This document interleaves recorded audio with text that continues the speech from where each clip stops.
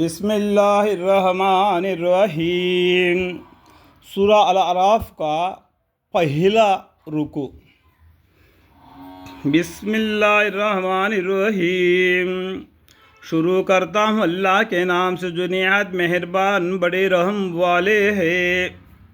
الف لام میم صاد۔ یہ دیکھو میں انگلی دکھا کے بتا رہا ہوں، یہ حرفوں کا معنی تو اوم کو نہیں دیا گیا، یہ معنی اللہ کو معلوم ہے۔ یہ اگر پیغمبر صلی اللہ علیہ وسلم کو اس کا علم دیا ہو تو اور بات ہے، لیکن اس کا علم اوم کو نہیں، صرف یہ سورہ کا پہلے کے الفاظ ہے، ایک آیت الف لام میم صاد۔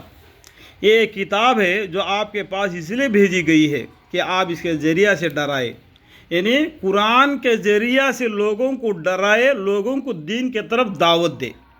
یہ قرآن اس لیے نازل ہوا، سو آپ دل میں اس سے بالکل تنگ نہ ہونا چاہیے۔ اگر یہ آپ کو یہ لوگ الٹے سلٹے باتیں بولتے ہیں، کیونکہ پہلے یہ لوگ بالکل گمراہی میں تھے نا، ابھی آپ آ کے ان کو ایسے باتیں بتانے لگیں گے تو یہ آپ کو کچھ الٹے سلٹے باتیں کریں گے، تو اس سے آپ کا دل تنگ نہ ہونا چاہیے۔ اللہ بھروسہ دیتے ہیں ہمارے پیغمبر صلی اللہ علیہ وسلم کو، اور یہ نصیحت ہے ایمان والوں کے لیے۔ یہ قرآن ایک نصیحت ہے ایمان والوں کے لیے۔ تم لوگ اس کا اتباع کرو جو تمہارے پاس تمہارے رب کے طرف سے آئی ہے، یعنی یہ قرآن تمہارے کو اللہ کے طرف سے جبرائیل علیہ السلام کے ذریعہ ہمارے محمد صلی اللہ علیہ وسلم کے اوپر نازل ہوا ہے۔ یہ قرآن اس کا اتباع کرو، اس کو پڑھو، کپڑے کے اندر بند کر کے اوپر مت رکھو۔ مسجدوں میں بھی المارہ بنوا کے قرآن بہت ہے، لیکن پڑھنے والے کوئی نہیں۔ وہی کسی کو تنخواہ دے کے مسجد میں رکھ لیتے ہیں، وہ نماز پڑھاتا ہے تو اس کے نماز پڑھ لیتے ہیں، 100-200 دے دیتے ہیں، اور رمضان مہینے میں اس میں تراویح پڑھا دیتا ہے۔ لیکن ہم کو تو پڑھنے کا کوئی ضرورت نہیں، کیوں کہ قرآن کے آٹم بم ہے کیا؟ اس کو پکڑنے سے وہ پھٹ جائے گا اور تم مر جاؤ گے۔ آٹم بم تو نہیں نا، ایک نصیحت نامہ ہے، یہ نور نامہ ہے، مسلمانوں کے لیے راہ ہے۔ اسی کے ذریعے ہم دنیا میں زندگی بسر کرنا ہے۔ اور مسلمانوں سوچو، تمہارے ہر مسلمان کے دل کو میں انگلی لگا کے ٹوک کے بتا رہا ہوں کہ تم اندھا بن کے زندگی مت گزارو، تم پڑھو قرآن کو، تم لوگ اس کا اتباع کرو جو تمہارے پاس تمہارے رب کے طرف سے آئی ہے۔ خدا تعالیٰ کو چھوڑ کر دوسرے رفیقوں کا اتباع مت کرو، تم لوگ بہت ہی کم نصیحت مانتے ہو، یعنی اللہ کو چھوڑ کر چند جنانی چیزوں کو تم عبادت مت کرو، تم تھوڑا سا ہی نصیحت مانتے ہو، یعنی تھوڑا سا کم عقل ہے تم کو۔ اللہ تعالیٰ تم کو عقل دیتا ہے، اور بہتیوں کو ہم نے تباہ کر دیا۔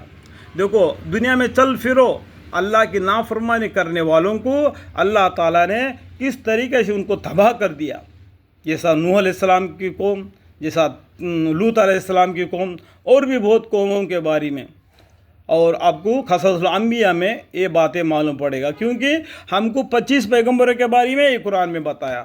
بہت سے پیغمبروں کو اللہ تعالیٰ نے سزا میں مبتلا کر دیا ان کے امت کو نافرمانی کرنے کی وجہ سے، اور ان پر ہمارے عذاب رات کے وقت پہنچا، یا ایسی حالت میں کہ وہ دوپہر کے وقت آرام میں تھے، مطلب رات میں یا دوپہر میں کسی بھی حالت میں ہو، اللہ کا حکم آیا، عذاب ان کا اسی ٹائم پر آیا۔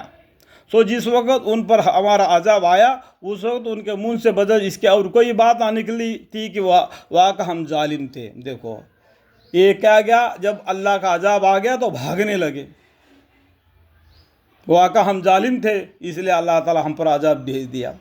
دیکھو اس لیے بولتے ہیں کہ بزرگوں لوگوں نے ہاتھ جلنے سے پہلے کپڑا پکڑو، ایسا مصیبت آنے سے پہلے تم ایمان لاؤ۔ اب ایمان لانے کا وقت ہے، معافی مانگنے کا وقت ہے۔ ایک دن ایسا آئے گا تم ایمان لائے گا تو تمہارا قبول نہیں ہو جائے گا، اور تم معافی مانگے گا تو تمہارا توبہ قبول نہیں ہوگا۔ وہ دن آنے سے پہلے تم اسلام کو قبول کر لو، اللہ کے سامنے توبہ استغفار کرو۔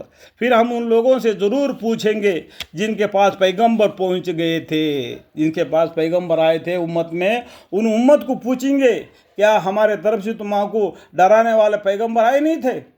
और हम पैगंबरों से ज़रूर पूछेंगे, अल्लाह ताला पैगंबरों को भी पूछेंगे, क्या तुम उन उम्मत को क्या मेरा पैगाम पहुंचा दिया।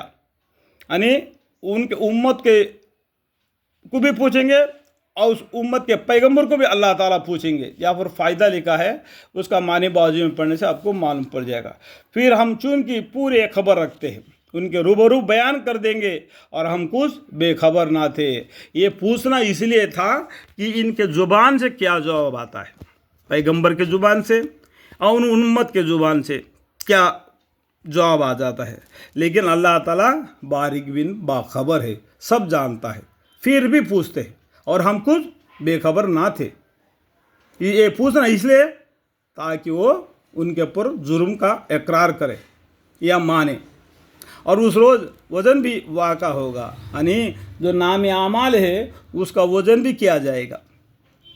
जिसका नाम आमाल का वज़न, नेकी का वज़न भारी होगा तो जन्नत मिलेगा, अगर उसका बदी का भारी होगा तो उसको जहन्नम मिलेगा। जो नाम आमाल लेके उसको पुलिस रास्ते पर से चल के अल्लाह के सामने हिसाब देने के लिए खड़ा होना पड़ेगा। देखो, अल्लाह के सामने खड़ा होने के लिए इतना कतार होता है। बोलते हैं अगर पैदा हुआ बच्चे को अगर उसमें लाइन के अंदर बिठा दिया जाए तो उसका नंबर आने तक वो बूढ़ा हो जाएगा। इससे सोचो कितना लंबा कतार होगा। एक बच्चा बूढ़ा हो जाता है। यौमा यंजुरुल मरउ मा क़द्दमत यदाहु व यक़ूलु काफ़िरु या लैतनी कुन्तु तुराबा। उस टाइम पर काफ़िर यही कहेंगे जो अभी मैंने पढ़ा हुआ है। और जिस शख्स का पल्ला हल्का होगा तो वह लोग होंगे जिन्होंने अपना नुकसान कर लिया बसबब इसी कि हमारी आयतों का हक तलफी करते थे। आया ने अल्लाह का आयतों का हक मानना था, वो हक तलफी करते थे।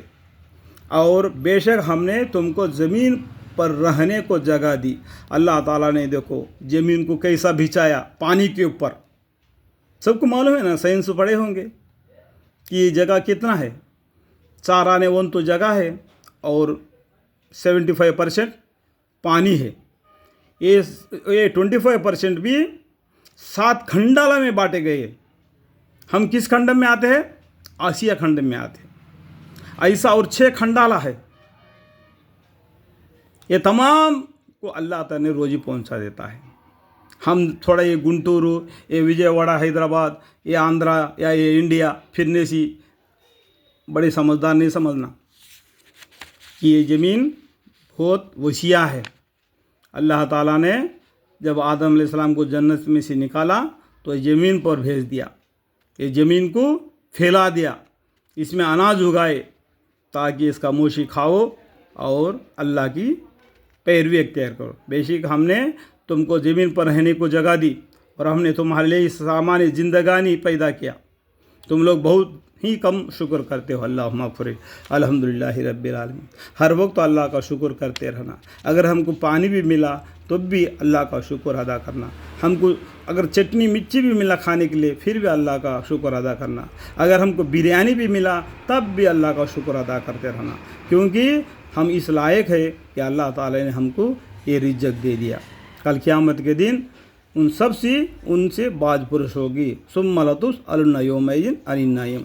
यहाँ तक सूरह अल-आराफ का पहला रुकू ख़त्म हो चुका।